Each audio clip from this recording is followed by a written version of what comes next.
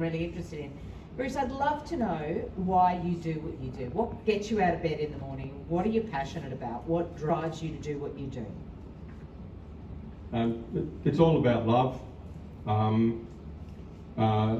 You know, I'm my father's son, so I'm a workaholic. But the sun gets me out of bed in the morning because I allow it into my room.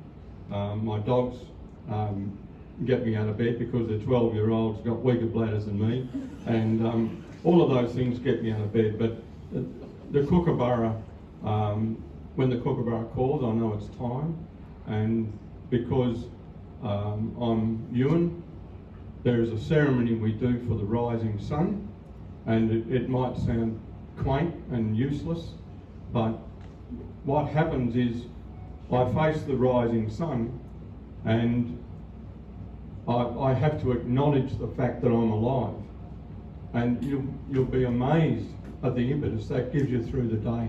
Just the consciousness of being thankful for being alive is a wonderful thing. And you know, it's not about putting coins in a plate or, you know, saying psalms. It's about actually looking at our country and responding accordingly. And it, like I've said it before, Rose, it's the earth that I respond to her love for me by trying to return that love. And you know, if it sounds corny or you know, pathetic, then well, too bad, you know. Yeah, that's just the way it is. Oh, that's beautiful.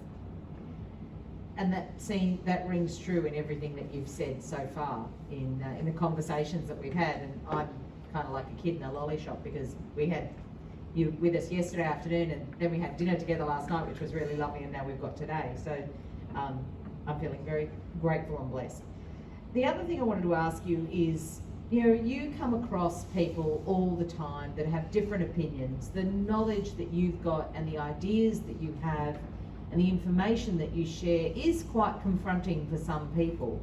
How important is it to have a diversity of views in the room, and how important is it to bring those diversity of minds together through discussion? I think we always need diversity because we need different opinions. You know, where would we be if Hitler was right? You know, we needed diversity of opinion around it. Unfortunately, in Germany, we did have that diversity of opinion, and we had it in the world. You know, if we put all our eggs in the one basket politically, it'd be a dangerous thing. We do have to have diversity. We have to be prepared to be opposed by people, but we do have to expect that opposition will be civil. That is what a civilization is. The word civil, that we behave towards each other in a civil fashion. We put up with disagreement and we counter it in a civil way, not by shouting and screaming and violence, but by putting forward another argument. And you know, I'm trying to remind myself to make sure that I mention the roast lamb that you cooked last night, that was fed on saltbush, and how beautiful that was. But everything we do has to be civil, has to be polite, and you know, I'm talking to young Aboriginal people every day of my life, and you know, I'm saying, you know, don't put your dukes up. You know, don't raise your voice when you're in trouble. Drop the level of your voice. Drop your hands. You know, act in a civil way, because that's what your great grandmothers and grandfathers did. It was a civil society, and not without argument, not without fighting, not without violence, but it was still a civil society, and that's what we should do. We should call out violence wherever we see it, for whatever cause, and not glamorise it for, you know, some benefit to usually men. We need to eradicate unnecessary violence out of our communities and, you know, replace it with corny words like love. Love's a good word. I like the words that you use, love. I'm going to use the word respect, and, you know, that gratefulness. And I think there's a need for more of that in this world, definitely. And it does make a difference to you, Dave. So to be able to wake up and be grateful to be on the planet.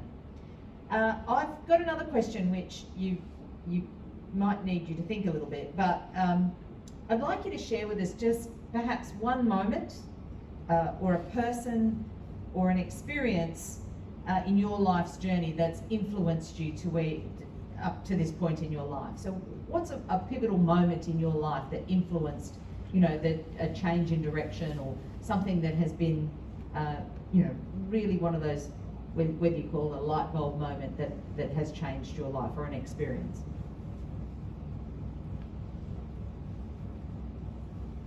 Well, there'd be plenty of them, but one that I'll never ever forget was I do a lot of work with a fellow called Uncle Max Harrison, who lives in south of Sydney, but he's a Yuin and Ngarigo man. And when he was a little boy, 11 years old, his uncles and grandfather drew a shape in the sand and said, this shape is very important for you. We want you to be able to find it later on in your life. And they said, look very carefully at this shape. Can you remember this shape? And, you know, being 11 years old and full of himself, Max said, yeah, I can remember. And they just rubbed it out and said, well, go and look for it.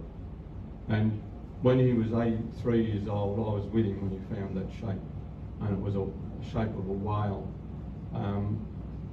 And, you know, you think, oh, Aboriginal art, shape of a whale, wacko, you know, who cares? But the whale was symbolic of sea level rise in Australia. And that whale was on the top of a mountain in Tasmania when he found it. His grandfather had never been to Tasmania, but knew the story, because that story had been had lasted in Victoria for 11,000 years, the length of time when Bass Strait was inundated with water. So that moment was really important to me, because I thought, we're learning about stories that are 11,000 years and older, and they're being revered by people today, because what the whale did in this story was say to the people, you're going to lose your land because the sea level's going to rise. You will have to leave that land because you're not a fish. You will have to rise up the escarpment in Tasmania to avoid the water. And when you get there, you'll find people who are your cousins, and you'll be asking them to share their land with you. And they will share their land with you, but you must do it without violence. That's what the whale said. You know, you can imagine a big whale going, but the story is about sharing, and about caring, and about grace, and about respect.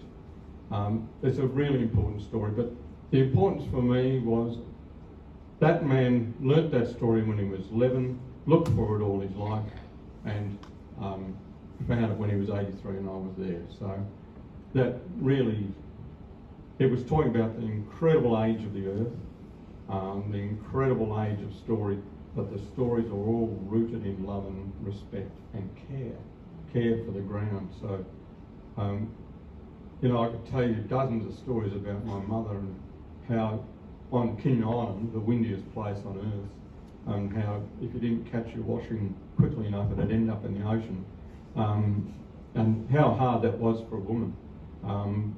You know, in that era, having to do all that kind of stuff in such a harsh climate, but with such grace.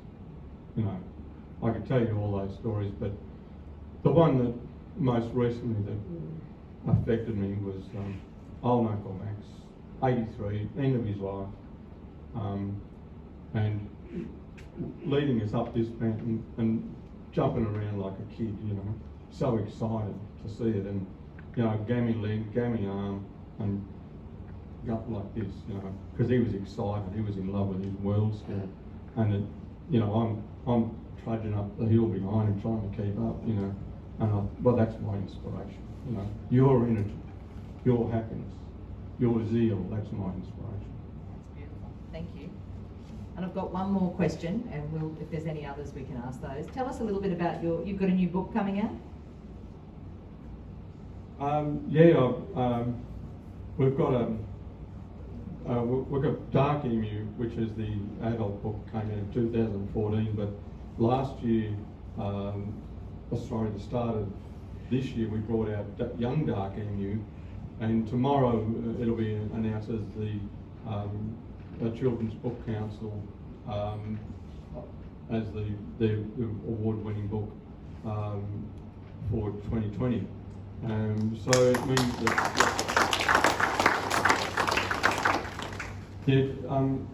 it's just about the story, you know, it's not about the writer, it's about the story. The story is really strong, but the thing that I'm loving is that kids will be able to read this story.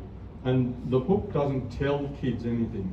It tells a story and virtually asks the kids, what do you think?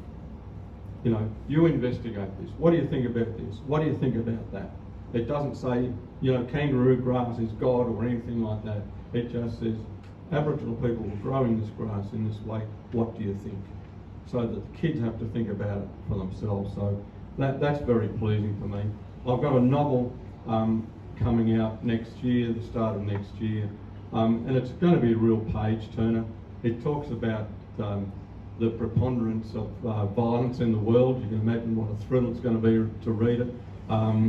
But you know, that really goes to the heart of you know, what I've learned in my life is that violence is so destructive, world wars are so destructive, hate and selfishness are really destructive. And what is it in humans which leads us to that kind of behaviour? And you can read about it in the newspaper every day. But what was it in Aboriginal society? And you know, of course this is debatable, but you know that a society that's lasted 120,000 years without a land war had something going for it. They'd kill for it in Lebanon today or Syria. What is it where people can decide not to steal each other's land or house?